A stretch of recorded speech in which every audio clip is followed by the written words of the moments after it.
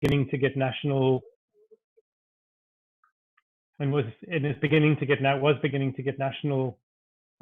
coherence over the last year or so.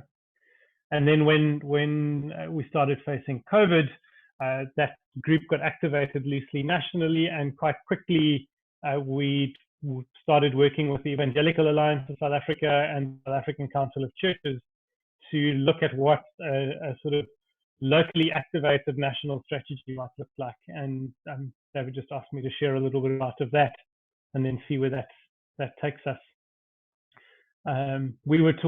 We're facing just in our province, which is economically one of the wealthier provinces in the country, that we're looking at over the next 6 months, somewhere between 2 and 3 million people moving below the breadline.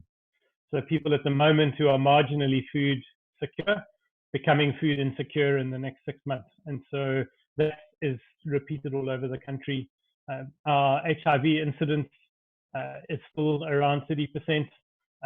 And very high levels of tuberculosis, and so we're still waiting to see what that particular combination does when our COVID incidence grows, particularly within informal settlements, high density, very poor communities. So I just want to switch to a presentation so that you've got something to look at if you want to look at something else. The co-host, Craig, so you should be able to share whatever you'd like. Thank you.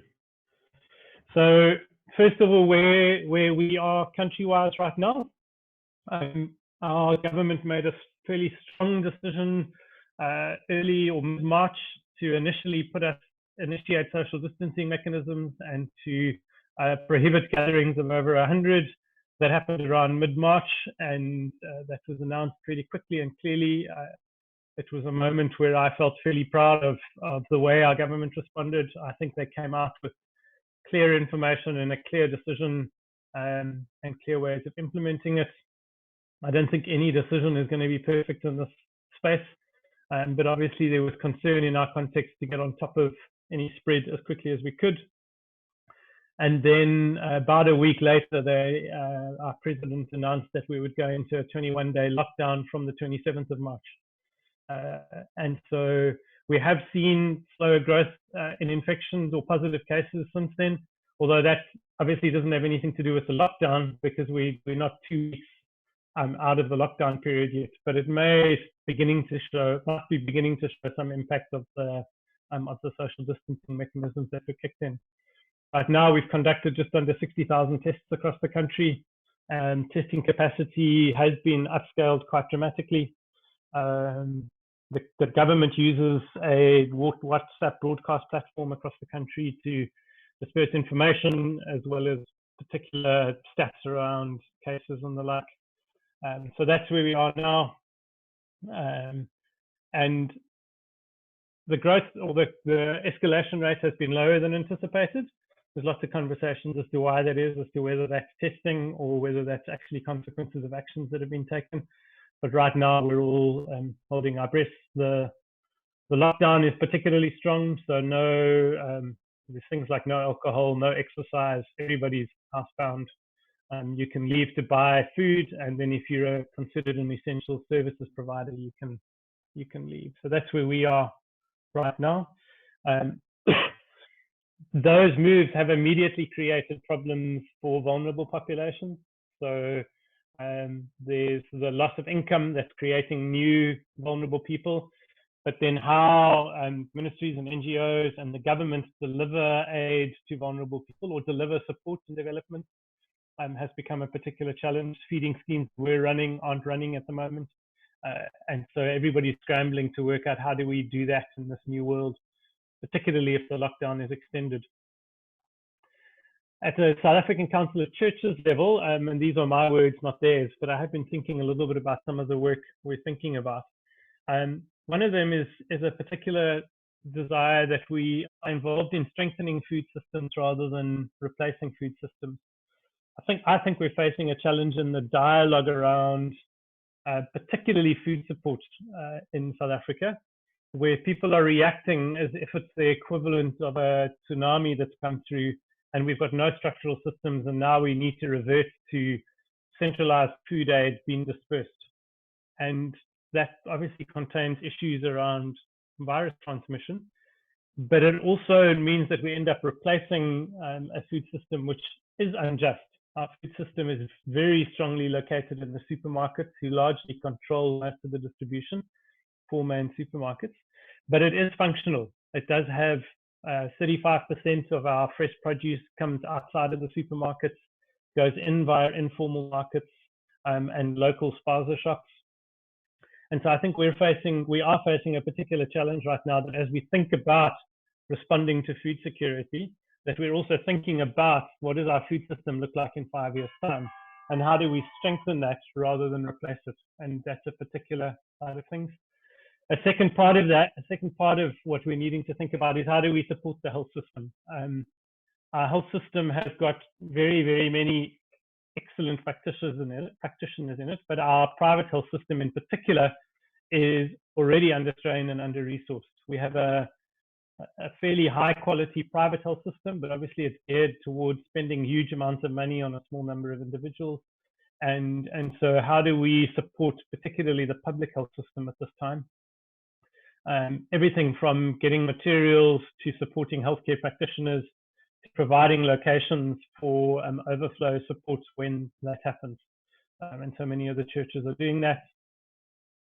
There is a need to advocate for the vulnerable, that in the midst of this, decisions get made that are very fast and very often aren't considerate or aren't able to consider the most vulnerable populations. And it's only as the decisions get made that recognition starts coming in. And so there's quite a bit of work towards that. And obviously all of that's geared towards flattening the curve and making sure we can ride this out with the least damage to our economy and our country as a whole. So that broadly is some of the places we're talking. I'm sorry, this is a little bit more grainy than I thought it was, but at a national level, there's a work of focusing one on relief. This diagram is about a week and a half old, and these days, if I'm 2 hours back, I feel like I'm out of touch with what it is, but the basic structures are correct. That we're trying to have a large-scale ecumenical strategy which has humanitarian response, has growing awareness and education. So there's a very strong aspect of our campaign that's focused on awareness raising, on public health information. We have a large NGO called Heartlines that have committed to effectively move their communication capacity. They're mainly a communication and media group. They're moving their communication capacity in behind what happens here. And so they've got themselves copywriters, translation services, production, media, and already beginning to deploy public health messaging across the country. In all 11 languages is the plan, with multiple ways of doing the public health information. A lot of that is focused on much of what is globally out there, and I know this is what your group is particularly interested in, is far more about suburban households than it is about how do you socially isolate and quarantine yourself when you're in a informal home with 12 other people and the nearest tap is 100 meters away and you're sharing a toilet with 15 other families. What on earth does social isolation look like, and taking care of yourself from a sanitation perspective? And that is the reality for very large portions of the South African population. So there's a strong focus there on either generating where it's needed, or simply procuring from other agencies around the country appropriate information and public health information that can be dispersed via WhatsApp channels, via radio, and via some of the public TV channels. And that's about 2 or 3 days away from being really properly up to speed, and they're sorting out some technology stuff. A lot of material has already been produced and is available, but we're getting with Heartline to help on sort of mass distribution into communities, probably largely through WhatsApp and radio. Third piece is looking at pastoral care, looking at ways in which caring for healthcare workers as well as caring for vulnerable people has been critical. And underneath that, a strong emphasis has emerged on peace building, that the sort of mechanism for lockdown ultimately ends up being the military and the police. And so how do we build peace building into that, to use trained mediators and monitors that are available across the country. We've got fairly strong networks over the last few years that we built for election monitoring and monitoring of student protests over the last few years that has been realigned to help with monitoring and peace building in communities where that might be necessary. And then lastly, looking at sort of long-term economic development and advocacy around how we keep an eye on the longer space. And then all of that undergirded by some of the prayer and spiritual formation. So building and calling people to prayer, creating prayer rhythms and prayer cycles for people to participate in. So that's at the big level. Last slide, and then maybe I'll take some questions. The big piece we've committed to organizationally and across the country is focusing on action that's happening as locally as possible, that isn't centrally controlled or understood, and sort of these 4 words, looking at as local as possible, that where we can get people to act at a locality that makes sense to them, whether that's a local village, a local suburb, a local district, but finding networks of churches that will, in the second one, work together ecumenically. So we mean that in sort of the broader sense of the word, that we're encouraging churches to find each other in those localities. Some of those will be existing networks because they do already exist, and some of these will be new, stimulated by the need to respond. Thirdly, that those will be action focused, that we're trying to encourage these groups to start acting, to do Andre's asset mapping in their community and start working out what do we have at hand that we can use, to not wait for some central plan that's going to come down a pipeline and tell them what to do, or some central pool of funds that's going to arrive in their bank accounts and make it possible for them. That we're wanting to have a very strong focus on mobilizing these local networks that will talk to each other and share information into the center that can then be shared around as a learning community, that can learn from their actions and grow in those, rather than heavily centrally controlled strategies. So that's where a lot of our energy is right now, is in mobilizing these networks, getting them to start acting, getting them to start doing, and finding out what they're already doing, because the truth is, around the country, nobody's sitting around waiting for a central committee of church leaders to decide that it's time for them to act. And the reality is people are acting. And so a lot of the work is coordinating existing action and helping build learning. So that's where we are right now. There are some very active nodes in the country and other places where things are needing to happen. Maybe just one comment lastly about food security, and then we'll step away, is we've tried to move the food security conversation away from anything like food parcels to small cash grants, probably deployed by text message vouchers to people directly, in the hope that we can help stimulate ongoing local economies, as well as avoid the need for a whole packing, distribution, and passing on situation that we're concerned will just contribute to the spread of the virus. But maybe I'll take a breath there and give you a chance to respond or ask questions. I hope that's helpful to your thinking. Thank you, Craig. Really interesting to hear about what you're doing. And so I might start us off in terms of some questions. And just to remind folks, either you can use the chat box or feel free to raise your hand. But I wonder if you could say a little bit more about engaging churches, and especially in regard to those impoverished communities. Are there any particular things either that you have found helpful in engaging the churches in this area, or alternatively, are there any particular challenges that you've run into, and what do you do about those? Sorry, David, I lost your voice along the way there, if you don't mind repeating. Sure. So if you could expand on the issue of engaging churches, and any particular way, particularly in relationship to impoverished communities, that you have been engaging churches, or any particular challenges you have faced, and how you've responded to those.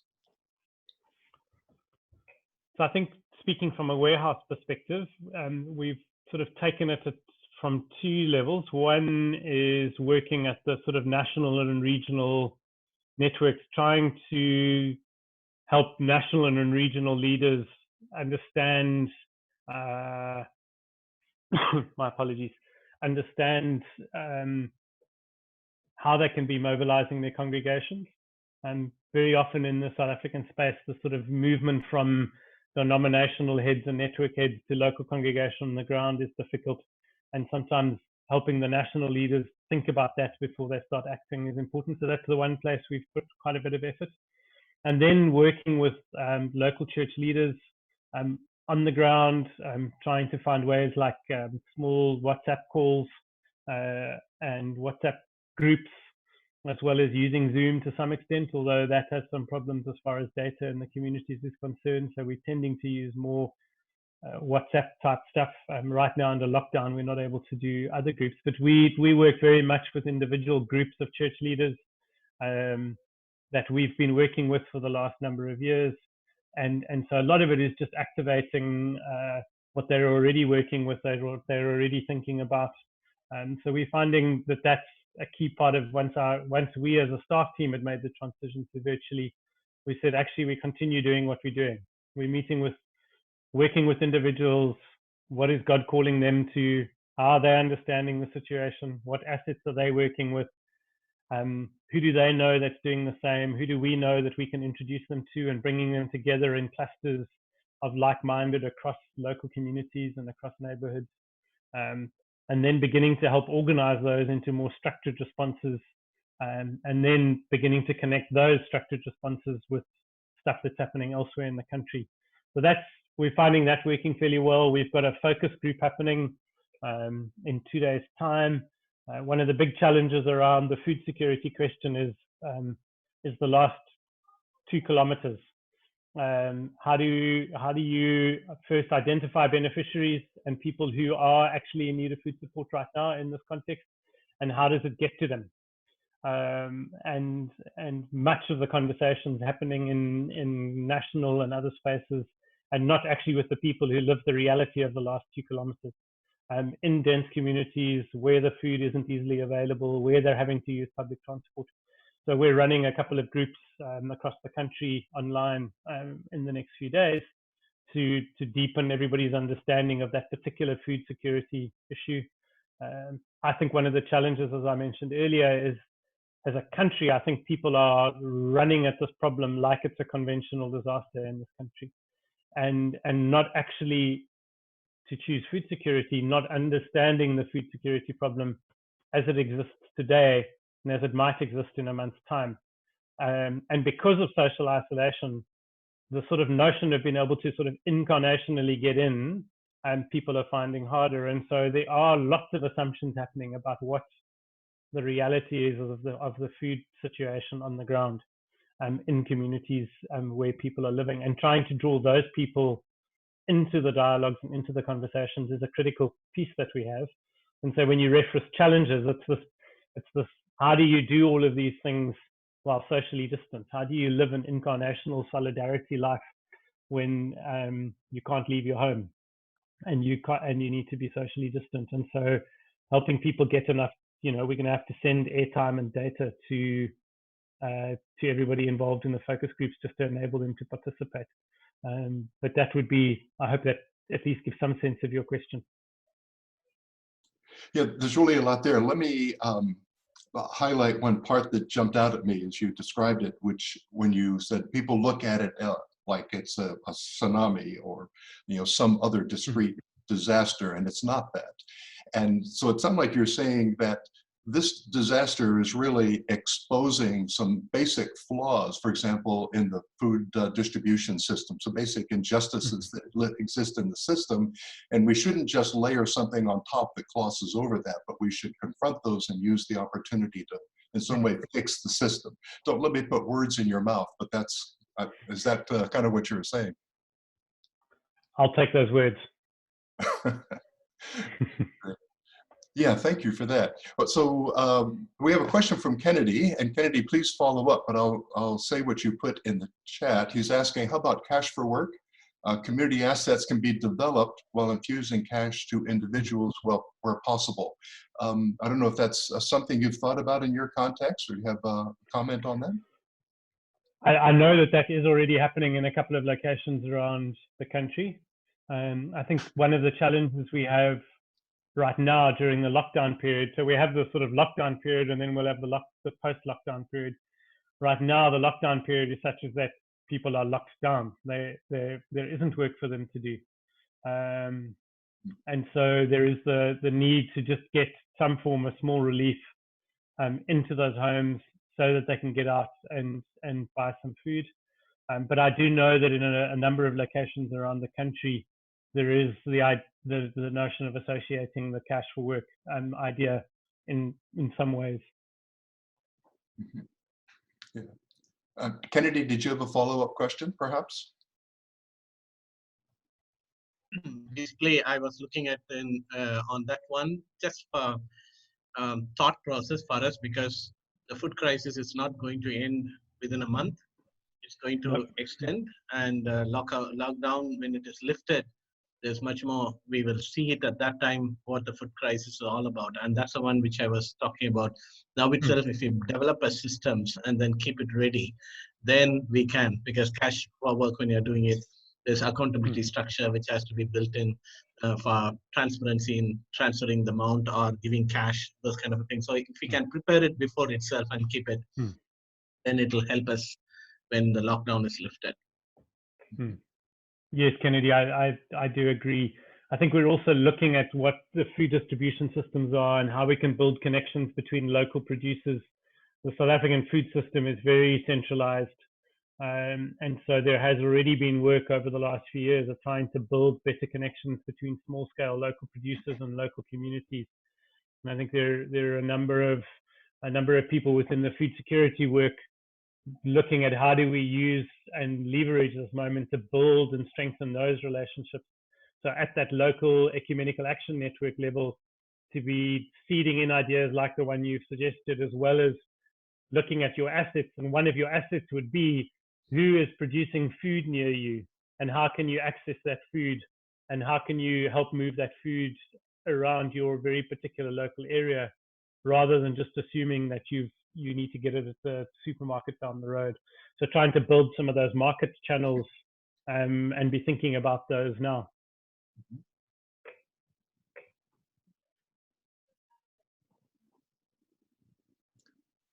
Can I ask one more question, David?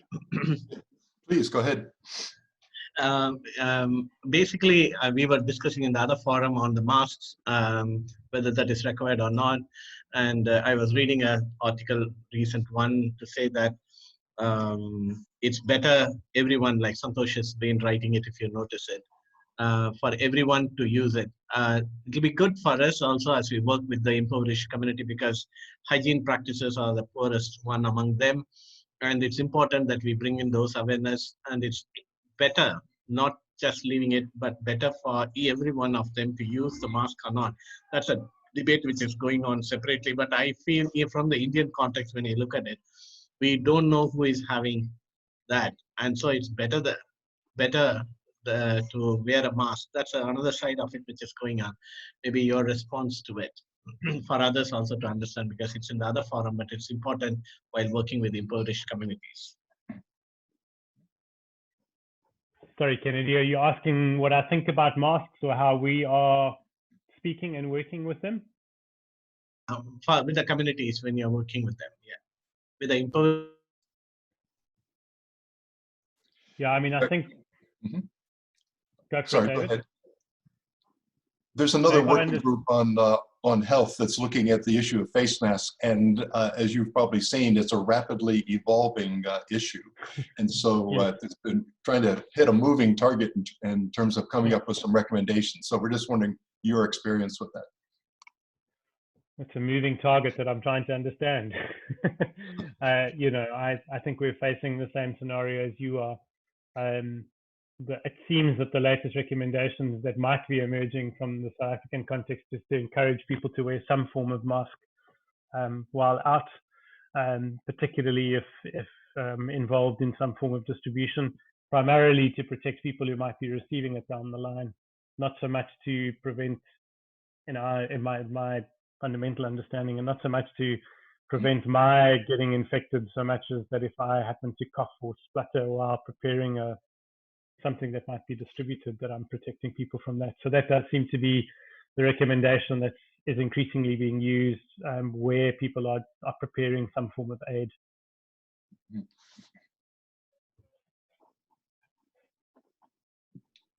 So Craig, is there any encouragement to production of masks in the communities? This is Viv.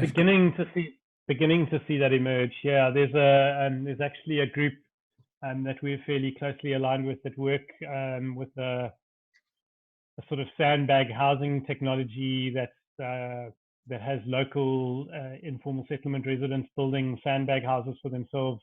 And by that I mean they build a traditional, well, in South Africa, an informal shack that would look like any shack in the country, but they build the initial frame in such a way that you can then put sandbags inside of it and slowly progress that to a structured house. And their production has come to a halt because nobody's doing any of that. But they've realized that the polyprene bags that they use for producing the sandbags, because it's a social business within a community that produces the sandbags, they've recognized that they can re-gear those for masks and are beginning to look at how they can transition that. And then there are large numbers of NGOs around the country who have done traditional sewing projects. And I've certainly started seeing the emergence of those people gearing themselves to start making masks. Yeah.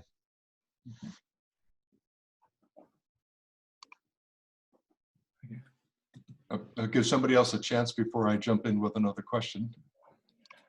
Well, following up, Craig, I'm getting from multiple countries a lot of intense anger at the process of lockdown of the poor. And in India, at the moment, in some ways, it's a pretty major rebellion of the people who are just leaving the cities in order to escape once their livelihood has been cut off. It's less. It's violent in Uganda, so the people are afraid to go out. In the Philippines, the population are more accustomed to doing what they're told, but the hunger forces them into a choice of whether you can't feed your family or whether you actually reset up your small business. So are you finding those reactions, or are the South African people so trained to do what they're told that that's not really an issue? No, South Africans aren't very good at doing what they're told, so that wouldn't be my that wouldn't be my immediate response. We haven't seen significant, if you wish, rebellion or a refusal to do that. I mean, I think we've only been in it for 10 days or so. I would say that I think the national government, and I probably haven't been their biggest fan the last number of years, but I think they did a particularly good job in getting good scientifically based advice. And then our current president particularly we sometimes complain that he's slow because he builds consensus, but I think he did his homework with the major sectors of society, such that when they got to the point of announcing the lockdown, the large sectors of society, business, the faith community, the trade unions, and other political parties were behind it. So there was this unified voice of, this is right for us, we need to do it, even though it's going to be incredibly difficult. And so I think for the most part right now, that's true. That's not without exception. There have been people either just not doing it, but mostly that's been done well, I would say. And I think it does speak to really clear, deliberate, considered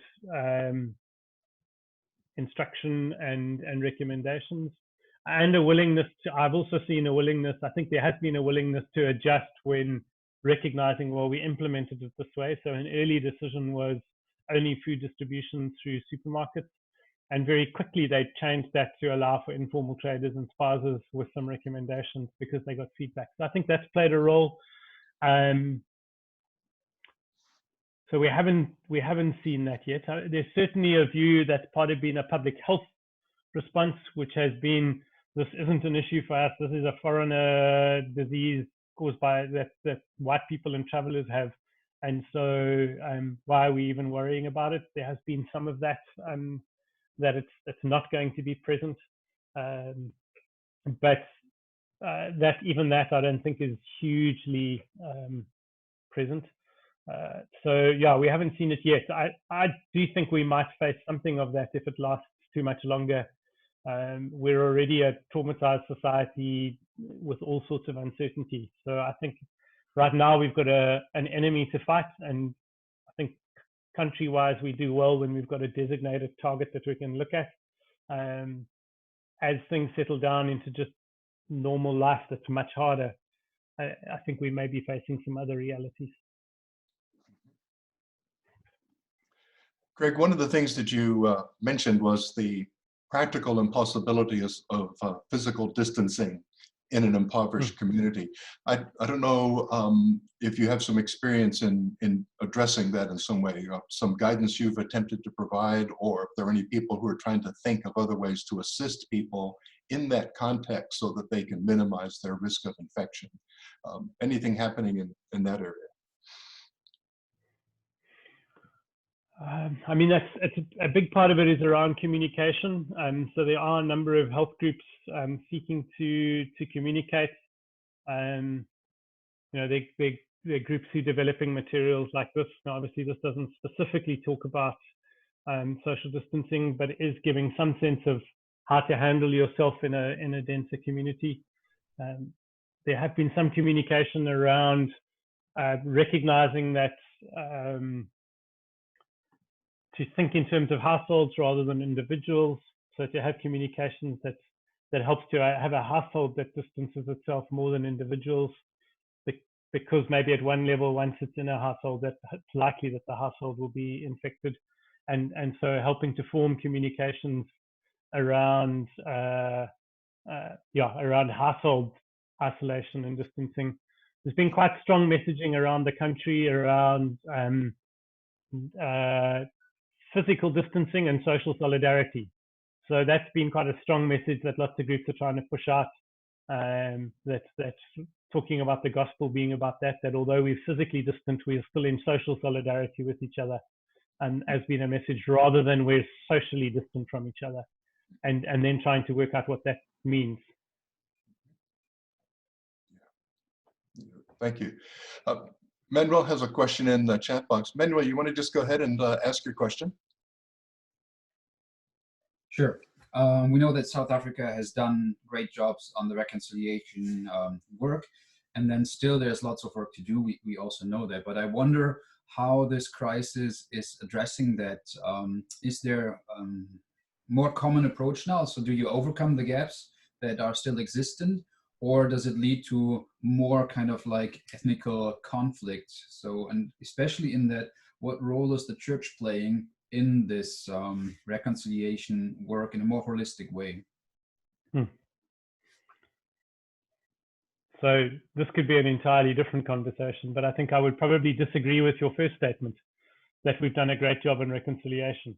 I don't think we have at all. I think we played in the shallows and didn't actually do the work of deep reconciliation and making things good again. And we've never really got to the conversations about restitution and what true reconciliation would look like. And I think that's requisite, because I think we've been seeing in the last decade, and particularly the last 5 years, the consequences of that. That we painted, I sometimes use the word, we painted a rainbow. We put a rainbow-colored Band-Aid, because we were the Rainbow Nation. We put a rainbow-colored Band-Aid over our wound and said, look, we're all pretty, be nice to us, and we can all go and teach everybody else about reconciliation, when actually we haven't done the work.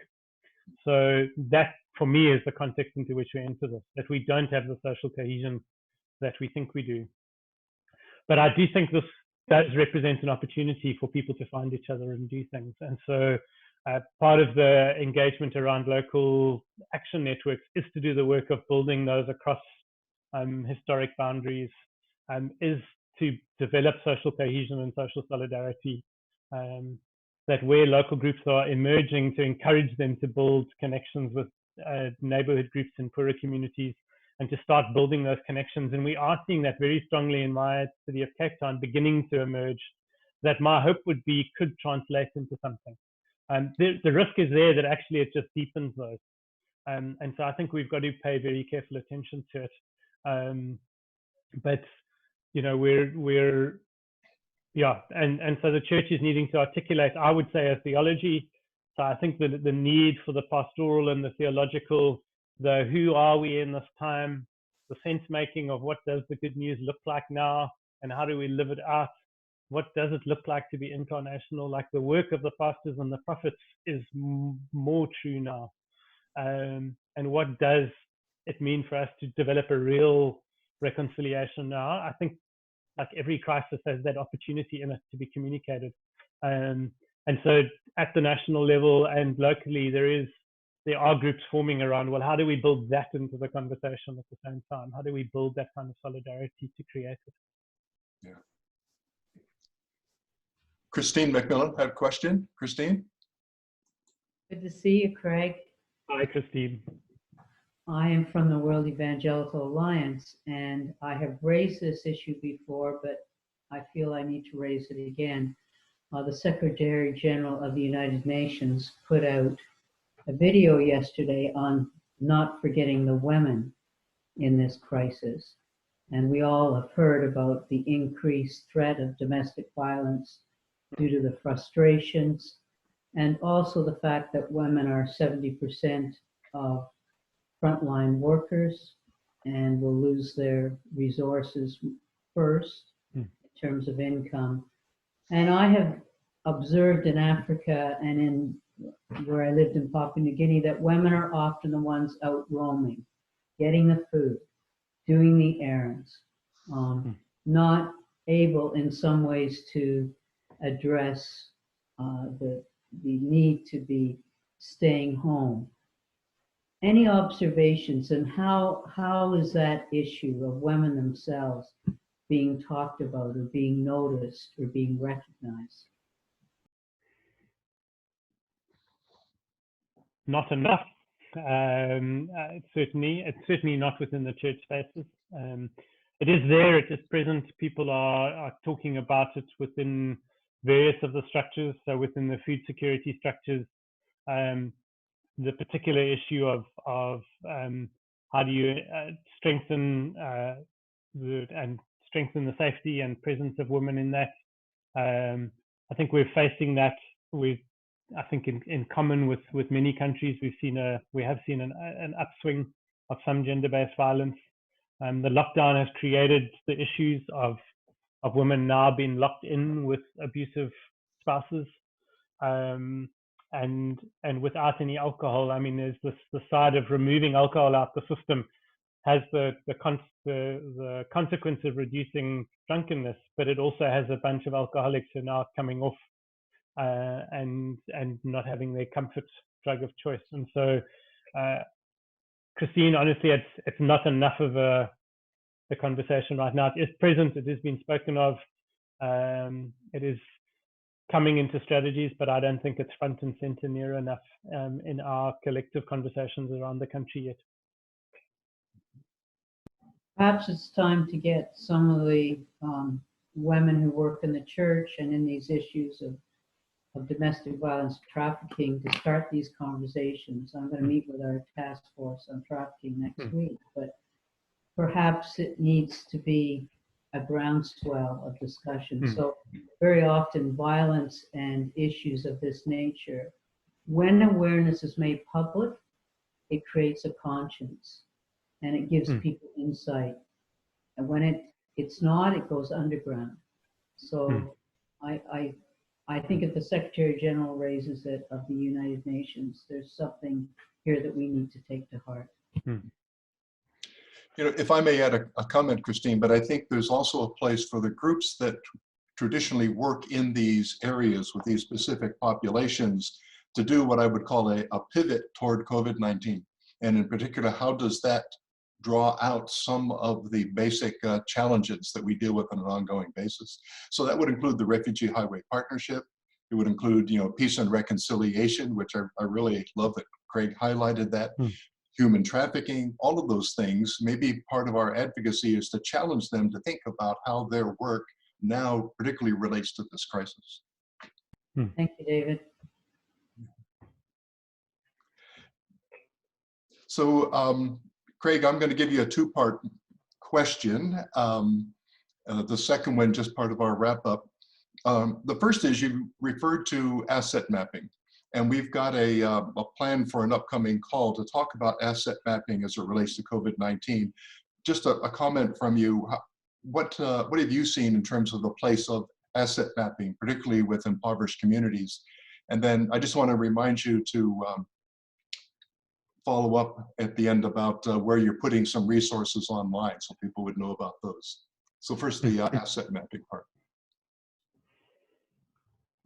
Thanks. I mean, we're seeing it very particularly where these local action groups are emerging, and in some ways being forced to recognize the assets that are existing in their communities, because so maybe has an upside to a lockdown, because it's a lot more difficult for outside assets to get into the community. We're seeing some of these local communities beginning to find each other across networks that they haven't previously found, and then being able to work those fairly well. And so the first step we're trying with these local action networks is always to say, who do you have? What do you have in your hands right now? What buildings do you have that can act as care centers? What relationships do you have that can act as bridges out of the community?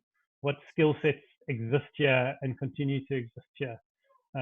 There's a particularly poor community in Cape Town called Mannenberg that has formed a network of street committees that are taking responsibility. They're mapping every single street and working out exactly right across the community who's present, who needs food support, and who needs to stay home so that we can help them. And it's a community that if you Googled it, Google would tell you to stay far away because it's dominated by, or known by, personified by gang violence.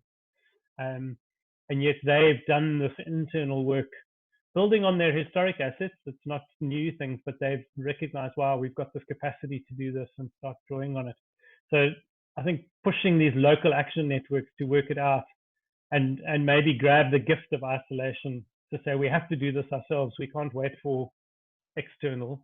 And yet the reality is that as they start doing it, there are these bridge points that happen that can come into the community in a different way.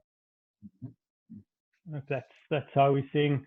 And I haven't done a lot of work around these groups happening in rural levels, and so we are waiting to see how they look. I was on a call this morning with some people up in the northern part of the country who are doing, and I'm excited to hear how they are functioning and picking that up. And then the national network will have a website up in the next day or two that will contain all of the resources that are being developed by, hopefully by the church in South Africa. The general plan is to try and have this kind of space where things get pushed up, and then they'll be collecting resources from around the country in multiple languages, and then making it available for distribution around the country. There is some intent, although as with many of these things, it's always budget related, but they're building capacity to do French translations and Swahili translations. Many of us are in conversation with our colleagues in Nairobi or Zimbabwe or Mozambique.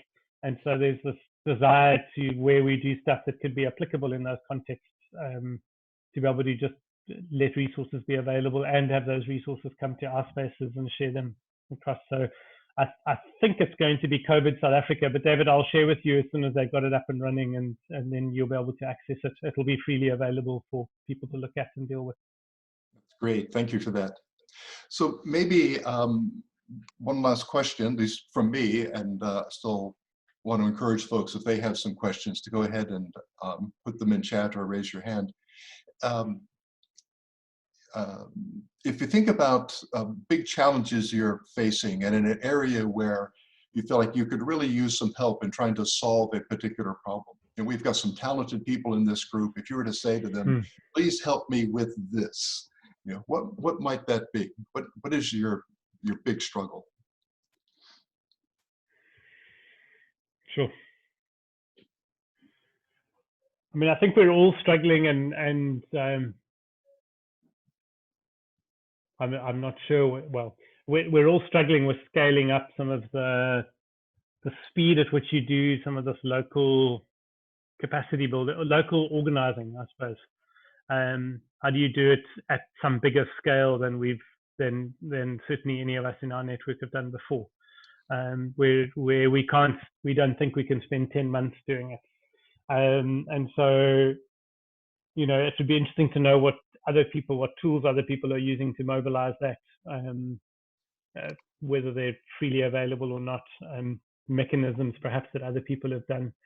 And then particularly easily, and then I suppose easily used resources that can be used by local networks to do stuff. I mean, we've got people who are generating, the country's got a long experience in it, but I think I'm sure there's stuff around the world that is applicable and that could easily be fed into local groups here.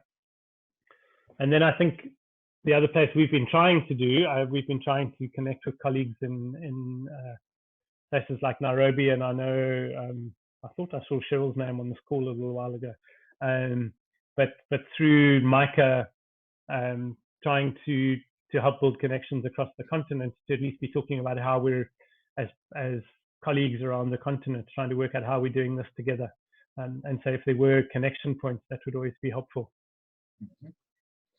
So that is a role that perhaps, you know, networks like MICA and WEA could play in terms of helping people to communicate with one another, share resources, understand local context, how to adapt tools in a clear and direct way so that they can be picked up locally. Well, those kinds of things. Yeah, I do think peer-to-peer learning, you know, so if there are ways of building peer-to-peer learning across places would be excellent. I don't think, you know, we don't really have enough time, I don't think, to get learning up into some central space to be dispersed, so much as creating platforms where people want to be learning together, they can get into those and start learning, rather than having a committee.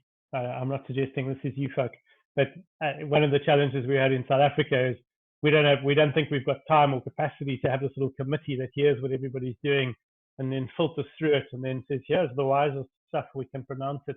We need to build platforms that enable peer-to-peer learning as quickly as possible, and I think for that to expand into a global context, you know, I know that my colleagues in Peru or Bolivia are probably facing some of the similar issues I'm facing in a highly unequal society with some violence in play and highly dense situations. I haven't managed to pick up the phone yet and get hold of Pasi Esperanza and say, hey, can we have a chat so I can learn from you? And I think those kinds of shared learning opportunities would be helpful. That sounds good. All right. Well, Craig, can I offer a word of prayer for you as we close? Thank you. Oh, you know, before I do that, I see Kennedy raised his hand and I jumped right by that. Kennedy, did you have a question or comment? No, that's for Craig. One of the things which we are doing it in MICA is there is a resource page, so everyone can put in their things, send it across, and we can put it over there and host it and share it with everyone. So that's available for everyone, like that we are making it. So I could see Manuel also asking for the long-term ones. So anyone having it, if you can put it over there, because it reaches to all the national expressions, and from there it can percolate into each nation also. So I'll encourage you to send it across so that we can upload it in the website for everyone. Well, Craig, I hope you'll be able to continue to join us on future calls. Next time we're going to hear from Raghu in Sri Lanka about the work that they're doing, especially in some of the slums in Sri Lanka. And then after that, Andre has developed some asset mapping tools, particularly targeting assets related to COVID-19. We're going to hear about how that is used. And he's got some case examples. So let me offer a word of prayer. Well, Lord, we just really thank you that you have raised Craig up to do the work that he is doing in South Africa. We know that we can see he is such a blessing to those around him. And I just really pray, Lord, that you'll continue to guide and empower him in his work. We also pray for the people in South Africa who are the most vulnerable, who can't do the physical distancing, who are challenged in terms of access to food. And Lord, we hope that you'll continue to bless the work that's being done to address those concerns. And we thank you, Lord, for the group that's here, because everyone here is also working towards these same challenges. And we just really ask, Lord, that you will help us to help the church to make its presence known in terms of responding to some of these challenges and providing compassionate care. So thank you for this time today. Thank you that you've allowed us to talk together with Craig. And really thank you for this time in his name. Amen. Amen. All right. Thank you again, Craig. Yeah. And thank you, everyone, for joining us. And have a great day. Thank you, David.